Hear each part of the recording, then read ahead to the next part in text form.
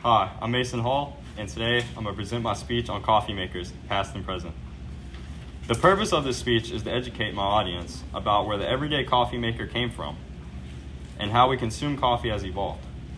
To inform the audience on how coffee makers became everyday houseware. The main idea is, have you ever asked one of your older relatives about how hard it was to get a cup of coffee back in the day? I'm going to tell you about how the machine and the methods we've used to enjoy coffee have evolved. How many people can you list that drink coffee every day? Because 55% of Americans drink coffee on a daily basis. I've been researching coffee, its machinery, and its key inventors, as well as the most common consumption methods for this paper. There's also always been a coffee maker in my house, so I consider myself an expert in the subject. There's a lot of rich history in the way humans have consumed coffee, and the machinery has been tinkered with for hundreds of years to give you a perfect cup of joe. So without any more chatter, let's get to the beans, Adrian. See, caffeine is a natural stimulant consumed by the globe via coffee for centuries. Over the next few minutes, I'm going to explain how the way we enjoy coffee has changed over generations. So the reason to listen to me is because there's a great chance you or someone close to you drinks coffee every day. It's unavoidable in today's society, so you should know how the coffee became popular and evolved over a long time. The cultivation of coffee and its trade originated in the 15th century, where it was grown in the Yemeni region of Arabia and soon started to spread like crazy. The legends on how the coffee beans were discovered started when a farmer noticed his goats would eat the berries from a tree in his field. The farmer started to notice that the goats had a lot of energy and excitement through the night, and that they would not sleep much and stay up early in the mornings. So after confiding with the local monastery, the farmer went out and got the beans from his trees and brought them to the monastery, where the drunks researched them and learned how to use them to enhance their capabilities. You see, after drinking the coffee, the monks noticed a lot of energy and high intensity during their prayer sessions late at night, and they would just be more energized and be able to stay up for longer. After the coffee beans' discovery, coffee started spreading like crazy and being traded throughout neighboring territories. The beans were traditionally called café. When it was originated, it could be found commonly in the regions it was sold in. It was very popular. They used a device called the ibrick, which is a long-handled pot used to make the coffee. Traditionally, the Turkish method had you grind up all your coffee, your spices, and sugars into a bowl or a pot, like a pestle and mortar, and then you would put it into the coffee machine and brew it. You can find coffee in homes and being made in coffee houses. These public coffee houses were essentially olden-time cafes and the original coffee shops of today. By the 16th century, coffee could be accessed in Persia, Egypt, Syria, and Turkey. The coffee houses were used as common hangout spots. People enjoyed music and talked affairs in these coffee shops. These places had board games and activities just like today's modern coffee shops and bars.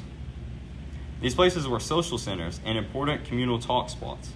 The coffee houses were referred to as schools for the wise because coffee was commonly consumed by the older folks. Among the consumers were people like religious figures, the wealthy and royal, the powerful and knowledgeable people in society. In the 17th century, café had made its way around Europe. Talk about the drink has spread, and the people who wanted it grew in number. And finally, it had made its way into the old world Europe. At first, people were very hesitant to try the coffee. They heard it was a very black, bitter tasting drink. It's quite the opposite of water, right, Caleb? So who would want to drink it? The church was quick to call it a product of the devil, and people were so riled up that Pope Clement VIII had to try it and give it his papal approval so the people knew it was safe from the devil. It's unclear when coffee made its way over to the Americas and into the colonies in the New World, but it's possible that the voyagers favored the drink and brought it along the Mayflower. It's agreed upon that after the Boston Tea Party, that the Americans were switching to coffee. Thomas Jefferson is famously quoted as saying that coffee is the favorite drink of the New World. Once in America, around the time period 1650s, the world's first make-and-serve coffee machine is made. Instead of electricity, they just used fire to brew, but the machine is comparable in today's brewers. 10 years later, in 1660, the Elford machine became popular as it made for a smoother and more even drink. In the 1677 Saint Germain's Fair in Paris, very decorated and artful pots were being brought and shown off. It became a sign of wealth to have your own colorful, artistic pot for your precious coffee. France introduced the portable coffee pot in 1691, so you could take your brewing machine and your spices with you wherever you wanted a cup. This led to coffee being even more publicly available. See, in the 1700s, coffee became cheaper because of the inexpensive metals being used to manufacture the machines and the pots it was served from. The process got cheaper, so naturally the price went down and the drink got cheaper. It was now accessible to the British commoners and the poorer members among the society, so it became more public and more popular. The Bull machine was invented, which was the first to use coal to brew coffee in 1704. In 1710, the first coffee filters were invented, the French fustian, which is a linen bag. Coffee pots were focused on for a lot of time, and every few years a new pot would come along with a change.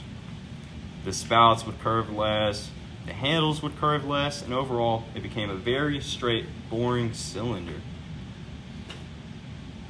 The Mr. Biggins pot was released in 1780 and became the first commercial coffee pot.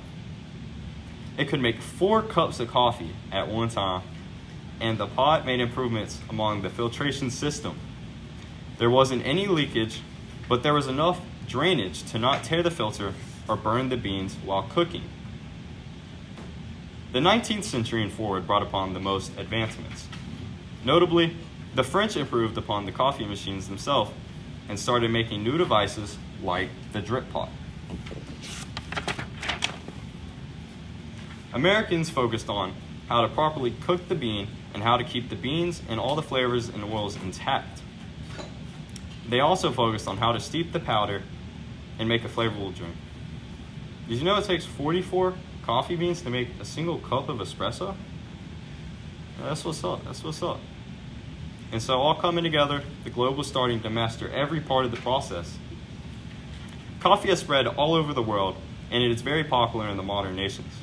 Brazil cultivates most of the world's coffee each year, and monopolies on the drink have been created. Coffee is a $1 trillion industry and a major key in modern culture. In every movie, home, street, doctor's office, hospital, school, movie, show you look at, it's online. It's unavoidable to see coffee in your everyday life.